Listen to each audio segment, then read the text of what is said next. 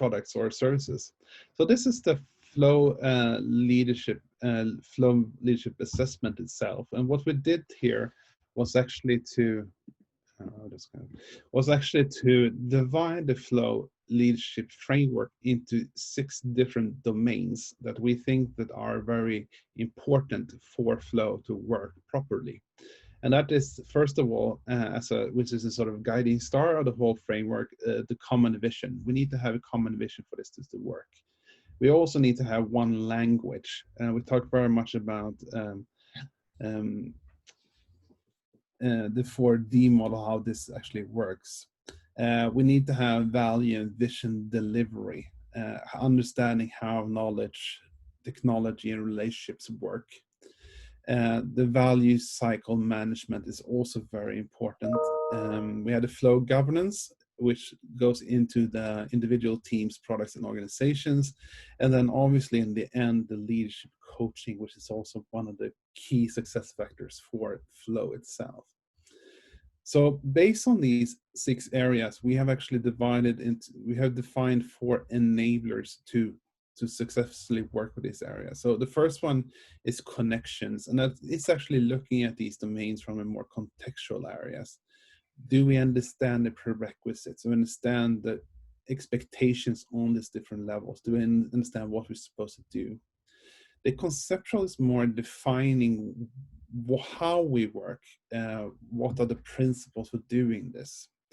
The daily work is how we work every day, as the title shows, enabler shows. This is more an operational level, how we work in our daily life, and with what kind of tools we have based in the flow.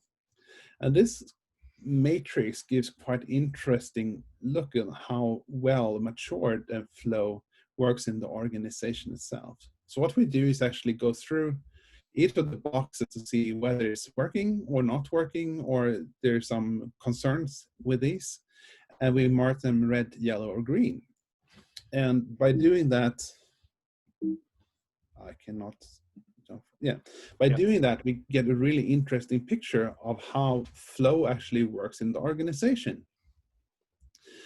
Seeing here the green areas is that where we understand very well how it works very well in this area. We have documents and artifacts showing that we have a nice understanding of how things actually work. The red is that there's nothing at all.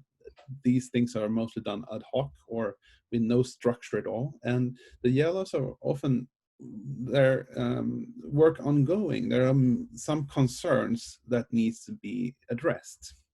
So this gives quite interesting, colorful and picture of how flow works in the organization. And we're able here to calculate the maturity percentage, and also to start prioritizing what areas we need to focus on to improve flow and then enhance product performance and project performance, business and product performance. So in this case, we have selected common vision. We need to define what common vision is in the organization. We have focused very much on the flow governance and also the common cement, this is the common language. So this is a really interesting tool to do an assessment on where we are when we start a project, to see if all the places are there. And we can almost sense or predict how well the product is going to do based on this kind of assessment, the maturity. Low maturity is probably going to fail or not deliver the business benefits. High maturity is going to work very well. So this is quite a nice test of how well the organization is prepared for doing projects. Do you want to add something there, Andrew? No, I was just going to say this is a really great picture. This is one way to present the data. For those of you who have worked with me more recently, you'll know that I like to also use radars, which are the circular graphs. It's sort of like a spider graph that you can do in Excel. And that also is another way to present this, because what's really cool about this, the way that Hans has set this up and that we've been working on this, is that it's done via a survey. And the scale was like 1 to 5, if I remember right. And so it gives you those ranges. And so you would do the 6 domains as the primary one and do the scores according to that in the radars, if you just wanted to have a summary picture of that. So if you guys can visualize what I'm talking about, many of you have seen that. But I like this view too, because at least for those of us who aren't colorblind, we can quickly see where we need to work to improve. So both ways of visualizing this are just really good. But I want everyone to understand that we need to customize what we do for the customer. And that's what's so cool about this is for those who have worked with me in the past, you'll hear me talking about the camel's nose in the tent, and then the whole body follows. And this is a perfect example of getting the camel's nose in the tent to help the customer understand what it is that they need to do.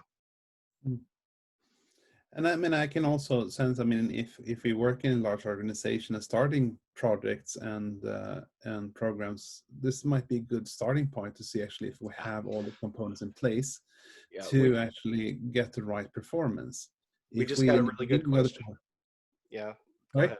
Yeah, keep going. Yeah, so I mean, if we are in the beginning on a project and see that we have very much challenges or gaps in the way it's set up, then they should probably be addressed first before we start the project.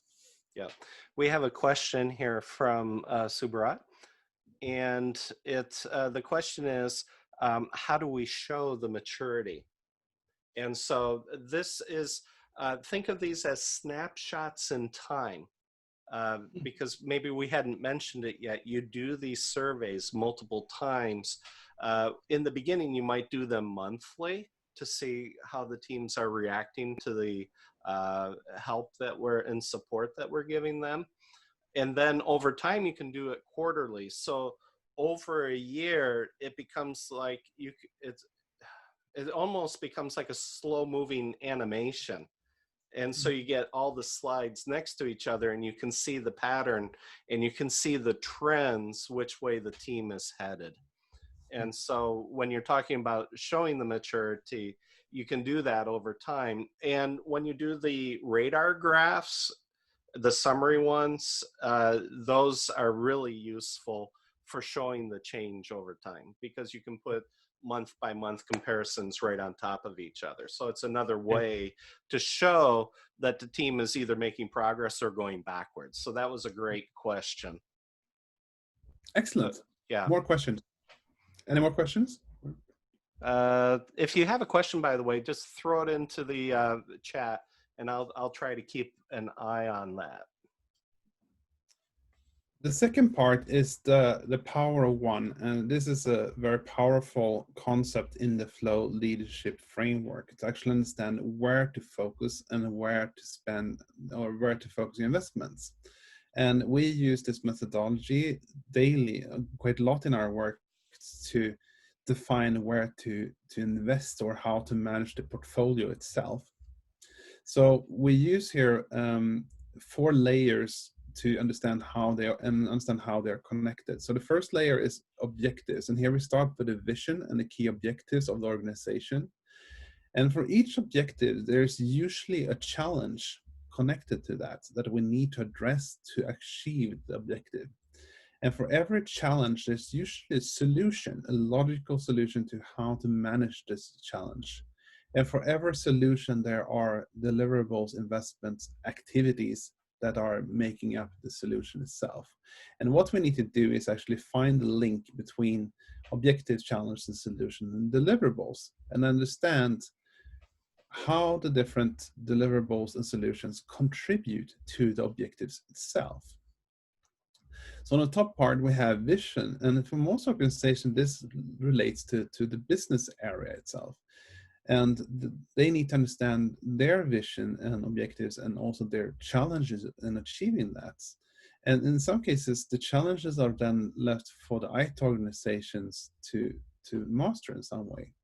So what kind of tasks do we need to prioritize? What kind of backlogs do we need to have to address the challenges in the best possible way? And what we often see when we talk to companies and organizations is that there's a misalignment between these. There's a gap between objectives and tasks, meaning that business will state, this is what I need to do, this is what I want, and then expect IT to deliver something, activities based on that. But in order for this to work, there needs to be this connection between these four levels. And this is what we do in this Power of One. So here's an example of how this actually works. So for when we sort of cascade the objectives into the organization through challenges to solution, when we break down one level to the next level, we try to set percentages of how much they actually contribute upwards. So if we have a common vision and we break it down into objectives within the organization, we want to understand how much these objectives contribute to the overall vision. Then we go into the challenges, and this is really looking at the severity of the challenges for achieving the objectives itself. And then we understand, okay, so how much is the solution, how important are the solutions to actually manage the challenges itself? And we get a very interesting tree of different objectives, challenges, and solutions with percentages, which allows us to calculate how much a solution in percent contribute to the overall vision. So in this case, we see that we have here letter B to the right, and this contributes to 10% to the overall vision, while others, like the C here, has minimum amount of contribution to the overall objectives. So we try to understand really what kind of solution brings the maximum amount of value or contribution to the value, to the objectives, and that is the Power of One. And the interesting thing about this is that will change over time. So what we did this month will probably change to the next month or to the next quarter because the conditions change. So what we usually do is actually do this kind of tree, this mapping, every month or every quarter to see actually what is the Power of One this time, or what are the three most important solutions that brings the most contribution to the overall vision. We can also use this to actually put on KPIs and so on to measure, to see that the solution actually delivers to the vision, to follow the track up to the vision itself. Do you want to add something here, Andrew? Well, no, I was just, it might be good to help people understand how we gather the information for this. Yeah, definitely. So what we usually do is that we do this in a workshop format. So we bring in the relevant people into the workshop, and we together try to break it down jointly in this format in the workshop. The percentages is not a scientific number. It's more of the consensus of the team itself, and it usually goes quite well to say which of the for example, the objectives has the most impact or the contribution to the vision itself. And it's interesting that when we do this with, for example, leadership teams, they have information or knowledge of certain parts of this. And it's interesting to see the leadership team jointly having a common view about how things actually work and what is important and what is not. And what we usually see is that we identify Power One that is not really the area they thought they would focus on. And that is quite interesting when we do it in this way. Yeah, I think Subrat was almost actually asking the same question. He said it's really wonderful that you're able to derive the percentages. And as you just explained, it's not scientific, it's sort of consensus. And you're going to get, explain how it works at each of the levels, because it's not just one group that's inputting to these numbers. It's many different teams that are doing that. Yeah, that might be the case as well. We've done this, I mean, we've done the whole tree with one leadership team. We've also done it with bringing in different people for different layers, as they have the right knowledge about what are the challenges and what are the solutions that are available. So it's really a tool that can be used both in leadership team, but also a little bit more broadly in the organizations to get one picture of how things actually work. Exactly. And I just wanted to share that when you get down to the solutions level and you start to get solutions architects involved who are very engineering oriented or analytical leaning, Mm, you're going to get probably, I would suggest, maybe a little bit better numbers than perhaps as you go further up the food chain. You mm. might have slightly different views on what those percentages are. And so the thing, one more thing, we also do this as a snapshot in time. How often do we go back and update this? It depends on the company itself, but I would highly recommend to do it at least quarterly, Yep. because then we can see change in the tree structure itself. And what we will see that the percentage will change. There will come in new challenges, there will come in new solutions, and it actually will bring up new power ones into that we can work with. So it will change over time, which is really, really interesting. And that allows the company itself, the organization, to prioritize the portfolio very, very accurately over Yep. time. Yep. It's not something that you do with some gut feeling once a year and you say, well, this is probably most important. We can do it semi scientific each quarter to get the absolute maximum accuracy of the portfolio itself. Yeah, and what's really important for people to keep in mind here is at the team level, the cadence is very quick. You might be doing 2-week increments or sprints. Already at the program level, you'll be doing 1 month to and then quarterly cadences or heartbeats as you're moving along. So that's a little bit slower moving. And then when you get to the portfolio level where you're actually looking at the investments, as a capex, opex, invest whatever it is that you're investing in, it ends up being even a slower cadence, even quarterly to half year to year to multi-year horizons.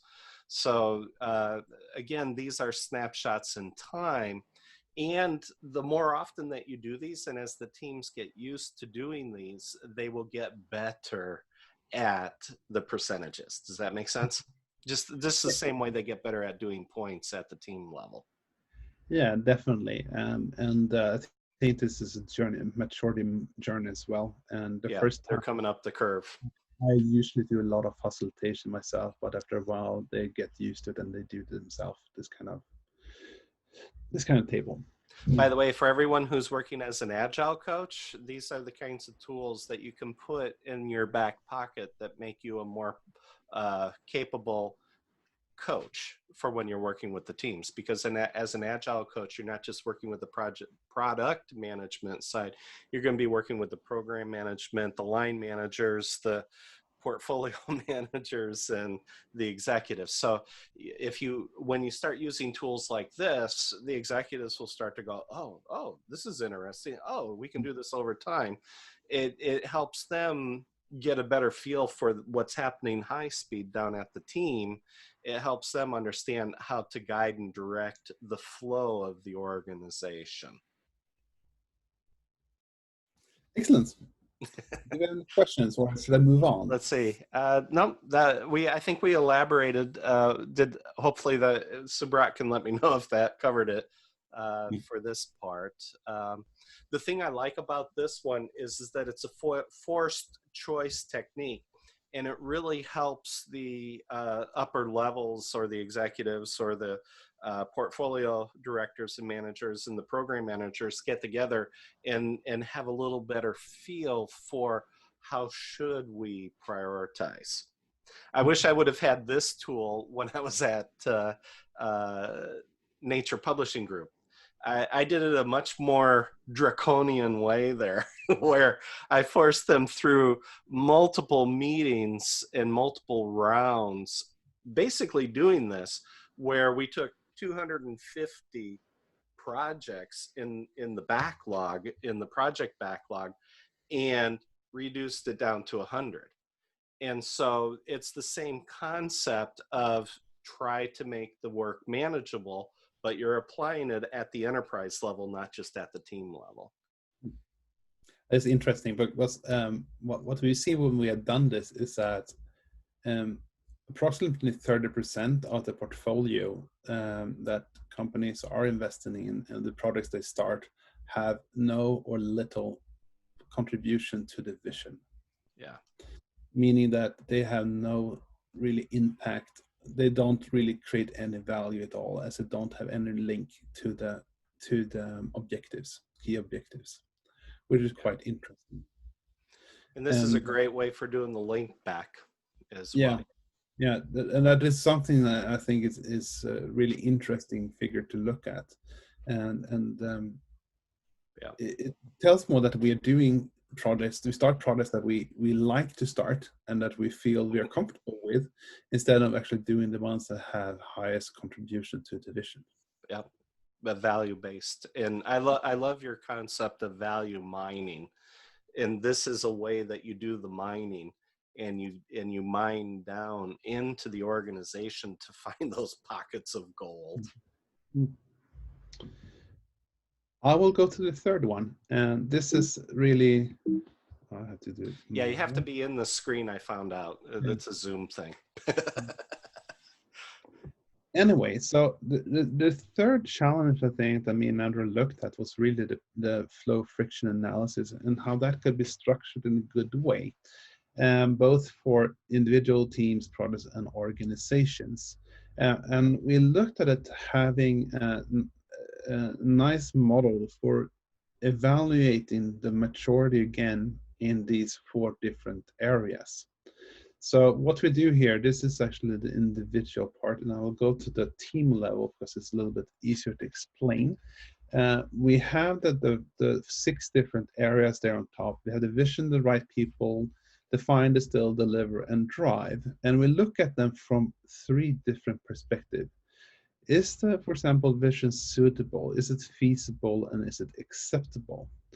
And by asking these questions, we can get a quite clear understanding about the level of friction or maturity of the team or individuals or product work in the organization, and also where the problem is actually located. So what we do here is actually ask ourselves, for example, when it comes to vision, do we have the right vision for the company? Is it possible to cascade and execute the vision to our team? And is the vision accepted by all members of the team, for example? And that our key question we need to ask ourselves to see whether we are prepared for delivering and delivering value and actually performance. So what we do here is I go through these questions, and once again, we mark them red, yellow, or green, where green is, yeah, it's working quite well. Yes, we can actually cascade it in where the vision is actually accepted by all members. Red is that, no, it's not working. It's not possible to achieve the vision for this team. It's not working at all. And the yellow we define as that there are concerns or unclarities in this area with this question within the team, something we need to discuss and raise. And this gives a quite interesting also picture about how the workings of the team for delivering the optimal value um, in this context. So once again, we have the red, yellow, and green. We have here 1, 2, 3, which are the prioritized area that we want to focus on to actually give us to improve performance of the team itself. And we can here in the bottom see here the percentages, maturities in different areas, saying that, well, deliver, we have huge problems in the delivery. We had 20% maturity in that area. And here is the key problem areas or challenge for actually delivering value of the team itself. So what we have done, me and Anna, is actually do this for all the 4 different areas: the individuals, the team, the products, and the organization. So those are available that we can do. We can translate this into a questionnaire that we can send out to the organization, both to individuals or to team members or to team leads or to the management team, to see different perspective how they view these kind of topics. And it might be interesting to see the differences between these answers. But this is a tool that is available and that we can actually do. And it might be good, also a good way to do this before we start the project. So we see that everybody's on board and everybody has the right tools, mindsets, understanding on what we should do before we start, and actually discuss the things and agree on things before we start, rather than be haunted of it later in the project. Yeah. So based on this, we can actually Oh, yeah. develop Yeah. looking at and doing a summary about how things actually work. So here we have on the left-hand side, we have the vision, flow, and clarity, which we can actually define based on some of the domains from the flow friction analysis. And on the bottom, we have the still and deliver, which are the other parts of the analysis itself. And based on this, we can plot the different areas into the graph and see where they're positioned. And here we have, for example, individuals in this case are very close to the anti-flow, where they have really low vision and also low distill and delivery, and that might be very painful. And we need to do something about it. And the good thing here is that we know where the pain is, because we have actually defined that in the assessment itself. And we can actually help the organizations to bring them up to the flow quadrant here. So we can actually see here already now what are the challenges and possibilities for this team to deliver. Yeah. Do you want to add something there? Well, I was going to jump in and share a little bit. How many of you have watched on Netflix The Last Dance? It's about Michael Jordan and the Chicago Bulls.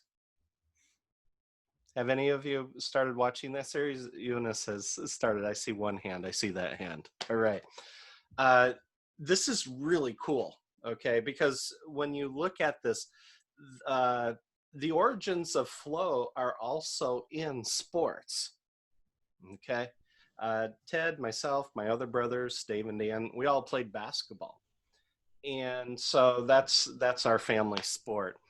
And so when I see something about the Chicago Bulls and Michael Jordan and Scottie Pippen, when you look at, there was one season where almost at the end of their careers, okay, where Scottie Pippen got hurt, okay? And it goes back to one of the questions that we had in the grid for individual. Has the person accepted their roles? Now, Scottie Pippen, if he had scheduled his surgery at the end of the previous season, he would have had the summer to recover and he could have played during that last season that the team was together. Instead, he chose to do the surgery right at the beginning of the last season, and that took him out of the game. And so if they had been doing this kind of analysis on their team, they would have been able to see very quickly, oh, we've got an individual that's gone into anti-flow. Okay, we have to adjust and compensate for that person being an anti-flow. And at the same time, when the Bulls came out that season, that last season, they got slaughtered. I mean, they lost like the first 14 games or something like that. Even the worst team in the league beat them. And it was like, okay, it was a perfect example of you have to have, let's say for a team of 5 people for basketball, you need to have 2 people individually step into flow to take the rest of the team with, I guess it's this way on the picture there. To get everybody into that upper left corner, you need at least 2 of those 5 to step into a level of high performance. All of this is based on Mihai Csikszentmihalyi's work in the 1970s about individual flow and team flow. He's the granddaddy of all of this for everybody that's working with flow. And you can start to watch that series, and if you've been going through the flow certified professional training, you're going to start to be able to make some connections to what we've been talking about in all those videos, and getting into flow. Because to get a team to move up into that left corner and achieve flow, you need to have at least 2 of the 5. About 40% need to get up into that high performing range to take the rest of the team with. But the good news is you don't have to have everybody with to still win. Okay, but if it's only one person in flow, uh, uh, Michael Jordan set the scoring record at Boston Garden, scored 69 points in a single game, and they still lost because only one person stepped into flow and the rest of the team didn't go with.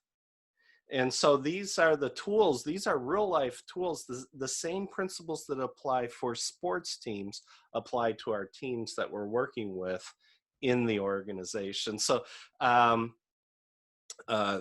back to the individual level, there are additional tools and things we have in the background. Yeah, you can go back there if you want. But it was right there in the in the distilling agreement, have all team members agreed to my expectations. In that little box right there, that was the thing that was preventing Chicago Bulls from performing at the level that they knew that they could perform at. The minute that Dennis Rodman stepped in to fill the gap for Scottie Pippen being missing, that's when they started to win again. So it's just really interesting to see. You need at least a couple guys or gals or whoever, team members in flow in order to be able to have a winning team. And so this is just something to tuck in the back of your mind as you're working with teams, as you're working with programs, as you're working with the portfolio. Because when you're looking at the program portfolio level, now you're talking about like the what do they call it? The front office where the managers are sitting and they're trying to shape the team for the future. And we won't go into that here. But anyways, you can go back to where you were at. But that was the extra connection that the little red thread that I wanted to drop in there, going back to what we were talking about it here at the individual level. Yeah, so I mean, this is what we're going to show you today. I go back to the summary page here. And I think that what we trying to say here is that, oh, sorry, no, I went too far. That these are tools that are excellent to use during the projects to begin with, and actually iterate during the project to see that we are online and that we are having the right components in place to actually deliver as best as possible to reach this 300% success improvement rate. Yep. So this is something that is available and that we can, you're more than happy to contact me and Andrew if you want to learn more about how this works in practice. Cool. Were there any additional questions? We've got about 20 minutes. Questions, comments, feedback? Don't be shy. You can unmute your mic and hop in.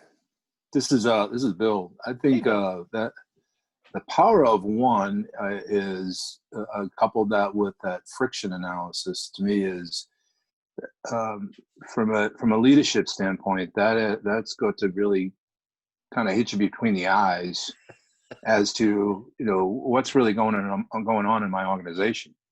And I would say that if you brought that to a leader that was serious about improving the process, you would have I think it's a very capable way of getting their attention very quickly. Yep. As well as doing an assessment in the early stage to whether or not the organization even needs flow. It's a great snapshot of saying, hey, this is where you are today. What do you really want out of this organization? So this is a terrific. Not that the other one isn't good. Don't get me wrong. The power of one is always, when are we doing the right thing? Are we focusing on the right thing that can produce? It's very powerful when you be able to show somebody that you're really not, and this is the reason why. Yep. Great tool.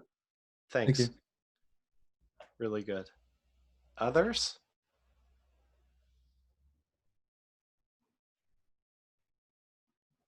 By the way, for those that just jumped in, we are recording this, so we'll share this afterwards. Yeah, I can just share something about this friction analysis. Yeah, go I ahead. think that's a really good tool, and I think this presentation will help a lot to analyze it better. I do it by ad hoc and just with this friction analysis that you had in your course, and it helps a lot. And this material should help even further, I think. And I think it's you can do the analysis thing on both individual and team and product and organization. And using that filter, it helps you to do the right analysis as well and see where the friction is. So that's a great tool, I think. The other one is to be used further on, I think. I need to think about it a little bit. Okay, cool. And I think this sort of goes back to your comment at the beginning that for your team that you were introducing flow to, that this will help it be a little more concrete as we start making these kinds of things available to you so that you can work with them on that. Yeah, I think so too. Awesome. I don't see any other questions in the chat right now. Other comments?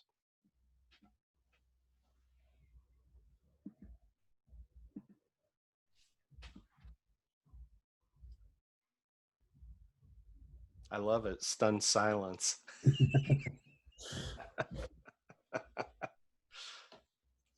I don't know if that's a good sign or what, but but from the comments and the feedback so far, it looks like that we've pretty much nailed what we wanted to achieve with these kinds of assessments. And this is something that you can use with your teams at the team level to help to get them moving the right direction. But it's extremely useful for everybody working at the program portfolio level to be able to report back to your leadership, hey, this is what we're doing, this is the progress that we're making. And we can measure more than this in flow. And we're going to be adding in somebody had requested the ceremonies of flow. I think that was Eunice. And so that's actually a blog post that I've got circling in the back of my head here, because the workshops that we're doing, those are literally ceremonial.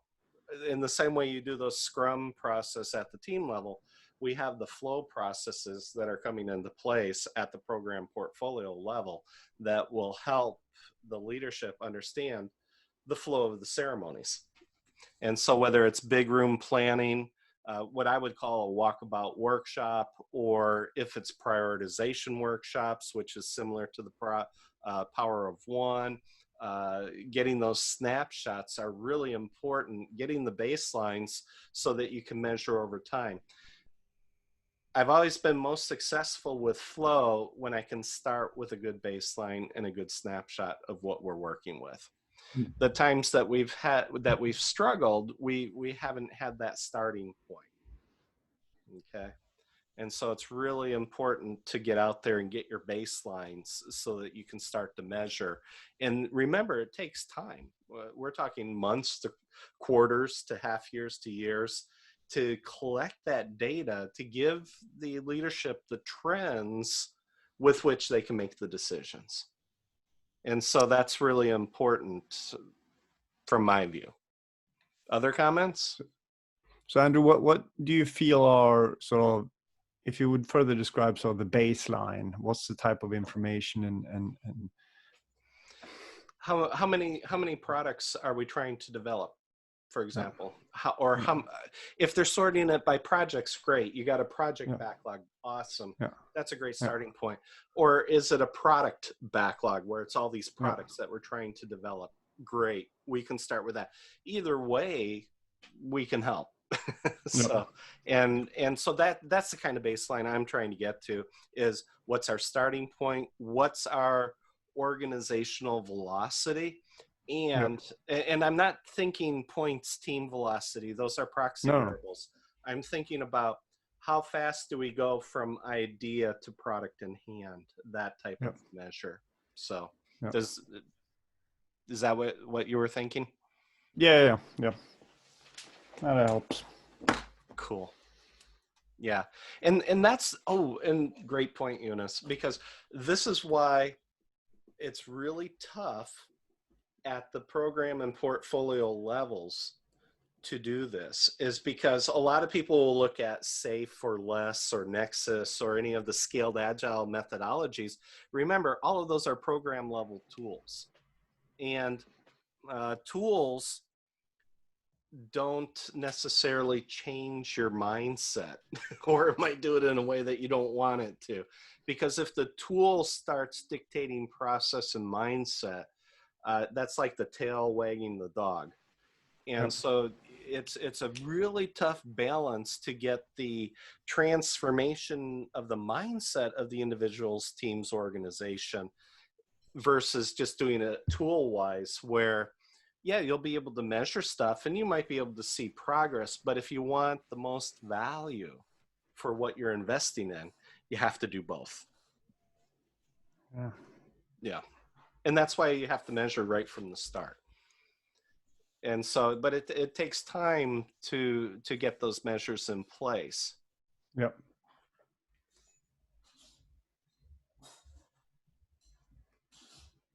Okay, thanks. Yeah. I was going to see if Bob Geist was going to jump in. That one was sort of like in volleyball. You set the ball up, and I was going to let him come in for the spike. Because he saw how we set the room up, where we had the product backlog, the Scrum board, but then we had a product board that was for the product and program managers. And when you have all of those elements together in a room, and then we had training materials and other materials on the fourth wall, people would walk into our room and they would just be overwhelmed. Go for it, Bob. Oh, we can't hear you. You're on mute. Yeah, I missed the question. I apologize. No, that's okay. I was going to put you on the spot. We were talking about how we set up the room for the reporting and for showing the progress, where we had product backlog on one wall, the Scrum board with all the swim lanes that we did in order to help coordinate across teams, and then the product program board that we had on the other wall, and then all the other materials that we had on the reference wall. Material. Yeah, one-stop shopping. And then over time, the team members gained enough knowledge that they could walk the room with any visitor or boss to be able to explain what they were doing and where they're going. What was the initial reaction when people walked into our room? Overwhelming, very colorful and overwhelmed. Yep. And so it was like too much information at first, but when you walk them through it, then it started to make sense, and they could see how the different walls connected. But yeah, first reaction was, wow. Yeah. And Hans, this is the same idea here for these three assessments. People's initial reactions could be like, oh, wow, that's a lot of work to get to that. And so we need to keep that in mind as we're working with the leaders and with the executives, and show them, okay, yeah, this is a lot of work, but here's what you're going to get out of it. And so, and then that gets the camel's nose in the tent to help them in a good way. Because what's really great, we up until Corona, our model was do the training and then step into and do the consulting assignments right on the heels of the training. So we would do 2.5 days of training, a half-day workshop building the backlog, and that was like Wednesday, Thursday, Friday, and on Monday, we're starting the first sprint. And that was the pattern that we did for both teams that we worked with last year. And that was the same pattern that we were working with every customer that Ted was working with last year. And it's a very powerful model. Now, it's tough getting the executives into our kind of training. because they're not going to spend 3 days, you know, out of work time to come in and do this kind of training.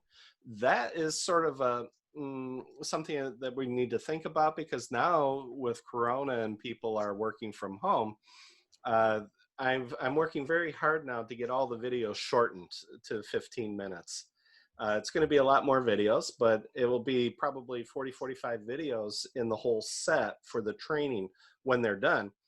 But they can do it in about 15, 20-minute increments. And so by doing it that way, if they can do that over a 4 or 5 week period of time, they're going to be able to get, by the time they're to the end, almost everybody without exception who's getting to the end of the flow material, they're going, you know, the bells are going off, they're having their aha moments, and the choirs of angels are behind them going, whoa, and you know, it's really fun to watch that and realize that, yeah, this is going to have a huge impact on how people do their work.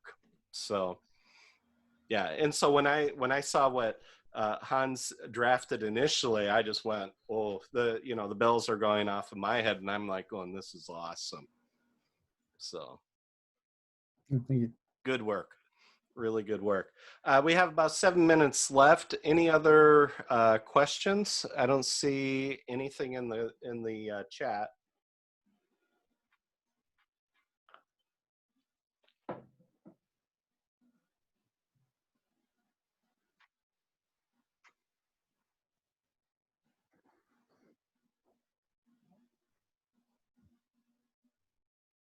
Cool. I think that's enough. Thanks, Hans and Andrew. Yep. Okay. Yeah. Thank you guys very much for taking your time to hang out with us today. The other benefit about coronavirus is we can, I'm sitting in Jakobstad, Finland, and yet I'm still able to work with the Agile Governance community of practice in Stockholm. But then I realized we got guys all over the world that can step in and participate. So the guys from Tennessee and Michigan and other places in the US that are with, thank you for being with today. And for the guys from all over Europe, because we've got people from other places as well, like Portugal, as well as Sweden and Finland and so on. So it's, in one way, this is very interesting to have done the meeting in this format. I tend to be a little old school, and I always like to have live meetings because of the interaction that you have when you're there in the room together. It's maybe a little bit different, situation or a different feel. But how did you guys feel today? Did you feel like you got really good stuff out of this today?